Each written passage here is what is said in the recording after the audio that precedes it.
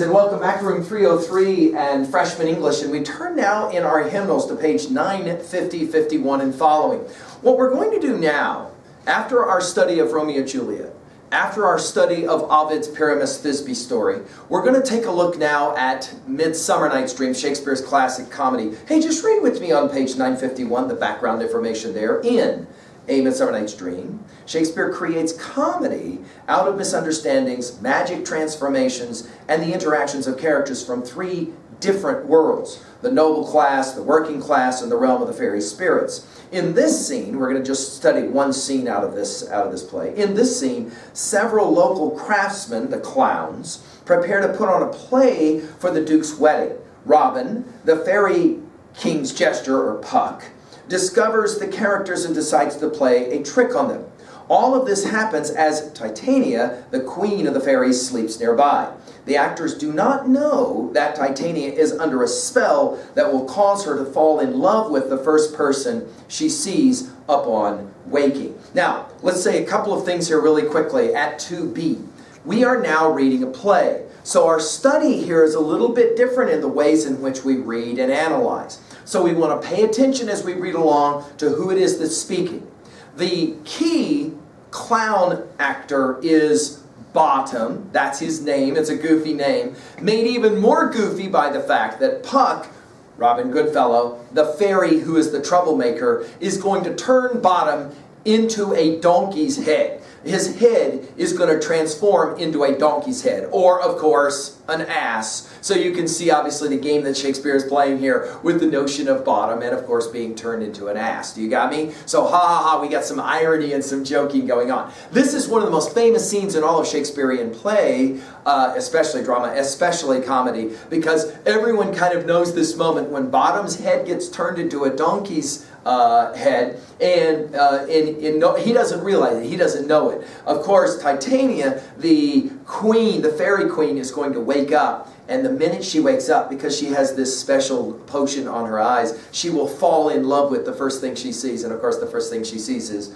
of course, Bottom, who's been turned into a donkey's head, right? All right, here we go. Let's just follow along now. Pay attention from A Midsummer Night's Dream reading.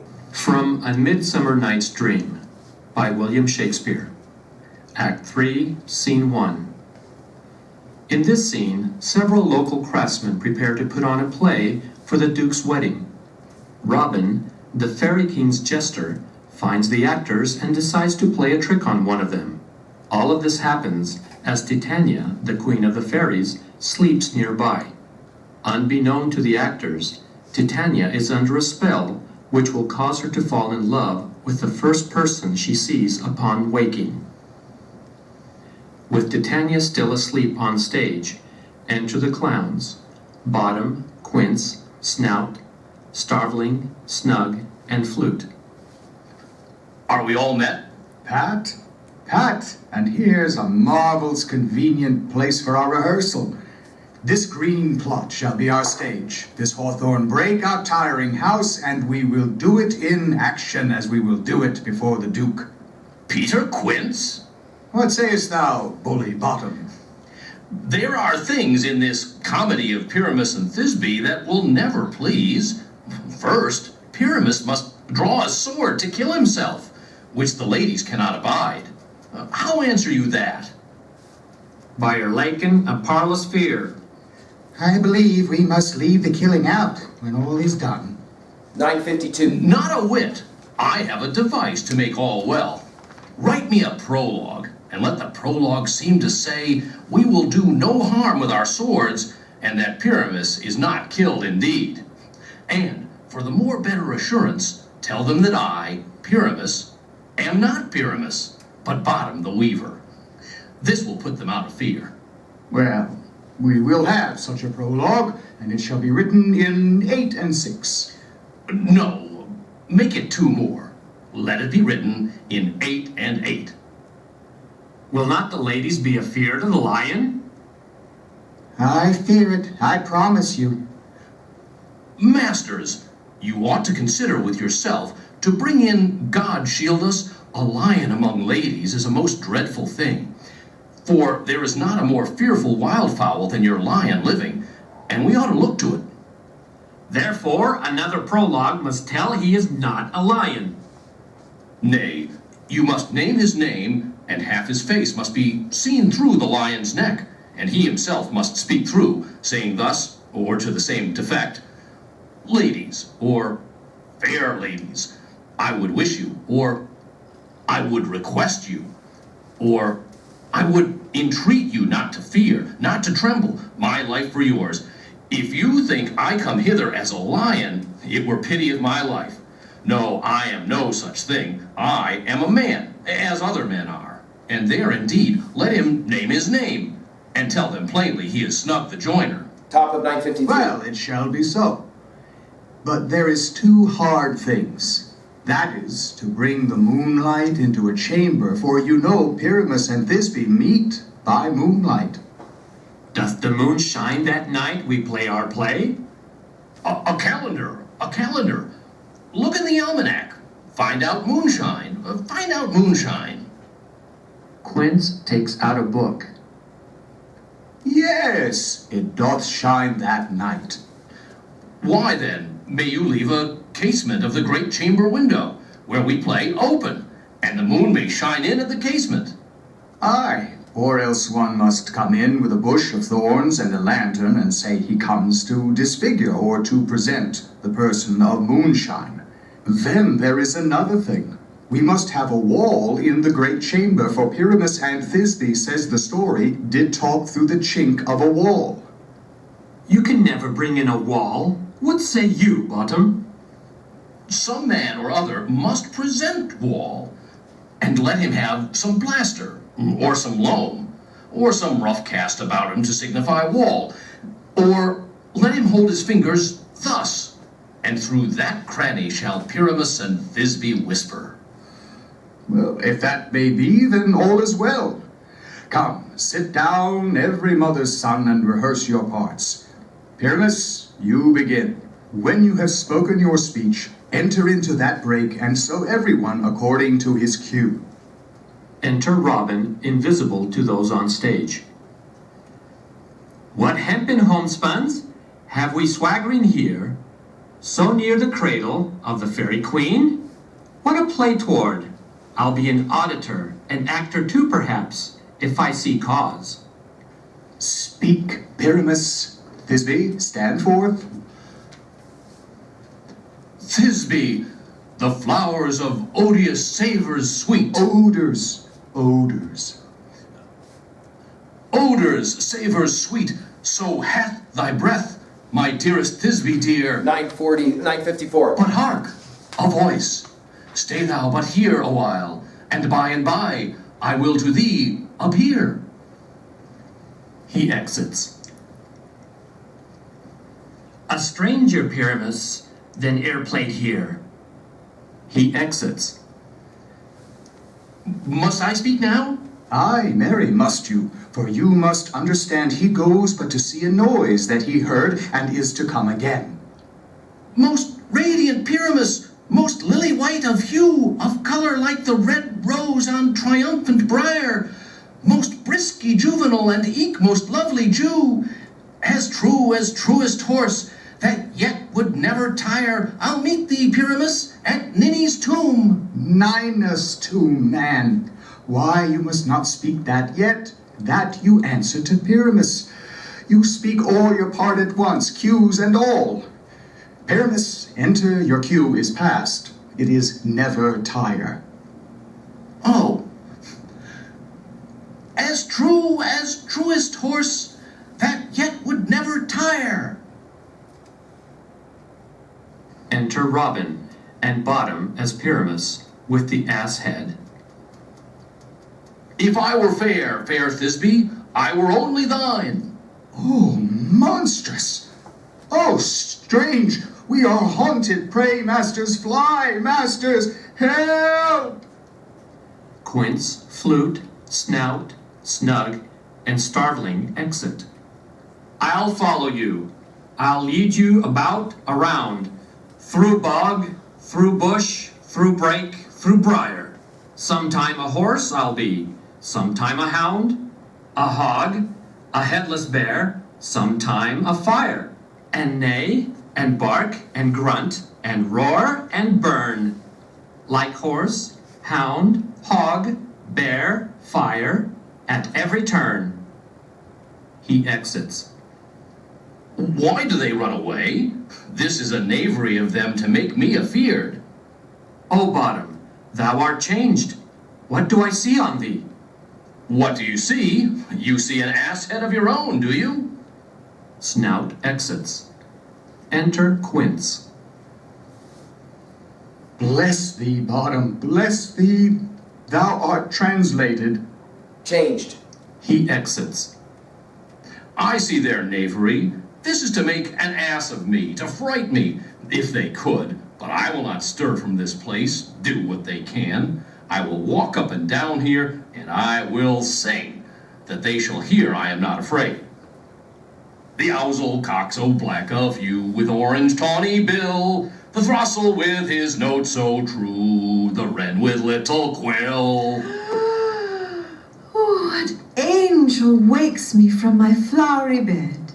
The finch, the sparrow, and the lark, the plain song cuckoo gray, whose note full many a man doth mark, and dares not answer nay. For, indeed, who would set his wit to so foolish a bird? Who would give a bird the lie, though he cry, cuckoo, never so? I pray thee, gentle mortal, sing again. Mine ear is much enamored of thy note, so is mine eye enthralled to thy shape. And thy fair virtue's force perforce doth move me on the first view to say, to swear, I love thee. Methinks, mistress, you should have little reason for that.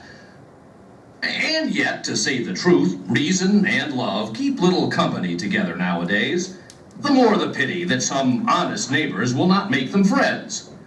Nay, I can gleek upon occasion. Thou art as wise as thou art beautiful. Not so neither. But if I had wit 956. enough to get out of this wood, I have enough to serve mine own turn. Out of this wood do not desire to go. Thou shalt remain here whether thou wilt or no. I am a spirit of no common rate. The summer still doth tend upon my state, and I do love thee. Therefore go with me. I'll give thee fairies to attend on thee, and they shall fetch thee jewels from the deep, and sing while thou on pressed flowers dost sleep. And I will purge thy mortal grossness, so that thou shalt, like an airy spirit, go. Peas blossom, cobweb, mote, and mustard seed. Enter 4 fairies, Peas Blossom, Cobweb, Mote, and Mustard Seed. Ready, and I, And I. and I. Where shall we go? Be kind and courteous to this gentleman. Hop in his walks and gambol in his eyes. Feed him with apricots and dewberries, with purple grapes, green figs, and mulberries. The honey bags steal from the humble bees, and for night tapers crop their waxen thighs and light them at the fiery glowworm's eyes, to have my love to bed and to arise, and pluck the wings from painted butterflies to fan the moonbeams from his sleeping eyes. Nod to him, elves, and do him courtesies. Hail, mortal! Hail! Hail! Hail! I cry your worship's mercy heartily. I beseech your worship's name. Cobweb! I shall desire of you more acquaintance, good Master Cobweb. If I cut my finger, I shall make bold with you. Your name, honest gentleman? Peas blossom! I pray you, commend me to Mistress Squash, your mother, and to Master Peascod, your father. Good Master Peas Blossom, I shall desire you of more acquaintance too. Please call the office. Your name, I beseech you, sir? Mustard seed! Top of 958. Good Master Mustard Seed, I know your patience well. That same cowardly giant like ox beef hath devoured many a gentleman of your house. I promise you, your kindred hath made my eyes water ere now. I desire you of more acquaintance, good Master Mustard Seed. Come, wait upon him, lead him to my bower. The moon, methinks, looks with a watery eye, and when she weeps, Weeps every little flower, lamenting some enforced chastity. Tie up my lover's tongue, bring him silently. All right, let's take a look now at this text and just enjoy some of the comedy. Let's say three things now at level 1 about what happens here. We have three things that happen. 1, the comedic idiot, fool, worker types who are going to put together this play practice in the middle of the woods arrive. And right away, they start to kind of act out this Pyramus Thisbe little play, all right? And you'll have Puck, who is going to be the fairy, who's going to inject some magic into this play. As we said, this is one of the first great plays of sex, drugs, and rock and roll. It all was born in many ways in a play like this, and so we're going to have Puck playing his game. You'll have Bottom playing as Pyramus, and he will in fact leave the area that is constituted as the stage, and when he comes back, part 2, he comes back transformed. He's changed into the head of a donkey or an ass. And of course, all of the other men are going to freak out and run away. Notice that you'll have Bottom, who will then say, what, are you trying to make an ass of me? That is to say, make fun of me, when in fact, of course, his head has been turned into a donkey's head or an ass's head already. That is to say, we have dramatic or onstage irony happening, right? Then we will have Titania, part 3, who wakes up. And in the moment that she wakes up, the first thing she sees, because she has this magic potion on her eyes, and she falls in love with, is of course Bottom, who has been transformed into a donkey's head, right? And so she will then call in the fairies and say to Bottom, I want you to stay with me. I am totally in love with you. By the way, let's go ahead and put it in our notes. This is that notion of love at first sight, right? That is to say, the first thing you see when you wake up, you fall in love with, all right? All right, let's turn really quickly now to a close study, a little bit of this text. And more particularly, I want to take you over to page 955.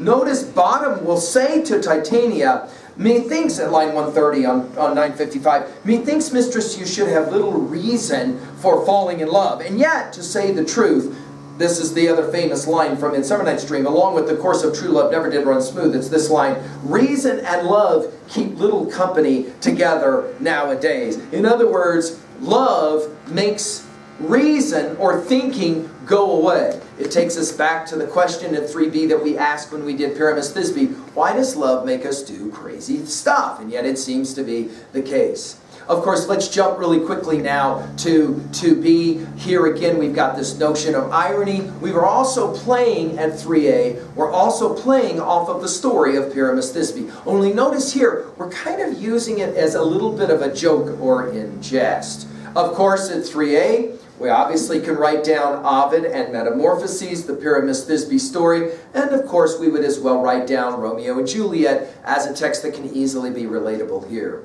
Finally, at 3b, we'll ask this question. Why is it the case that love makes people do such crazy stuff? Spend a few moments and kind of think about that and write down an idea or two there as well. Well, there you go, an introduction to some of the lines of Midsummer Night's Dream. I've given a full lecture on the summary of this play, and you can find that as well at learnstrong.net in the freshman folder. Thank you.